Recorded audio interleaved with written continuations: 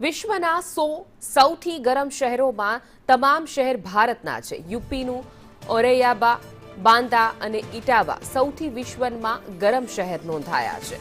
આ સાથે દિલ્હી, ગુડગાંવ, ચંદીગઢ, વારાણસીમાં પણ ભીષણ ગરમી 46 થી 47 ડિગ્રી સુધી પહોંચ્યો ગરમીનો પારો। આગામી દિવસોમાં હજુ ગરમી વધવાની પણ આગાહી છે। તો 46-47 ડિગ્રી તાપમાન પહોંચી રહ્યું છે। વિશ્વના 100 સૌથી ગરમ શહેરોમાં તમામ શહેર જે છે તે ભારતના જ છે। યુપીમાં ખાસ કરીને ઓરૈયા, બંદા, દિલ્હી, ગુડગાંવ, ચંદીગઢ, વારાણસીમાં ભીષણ ગરમી પડી રહી છે। સામાન્ય રીતે વાત કરીએ તો 46 થી 47 ડિગ્રી જેટલું તાપમાન છેલ્લા 3-4 દિવસથી નોંધાઈ રહ્યું છે। વિશ્વના 100 થી વધુ જે શહેરો છે એમાં સૌથી વધુ ગરમ શહેરોમાં ભારતના શહેરોનું નામ સામે આવ્યું છે।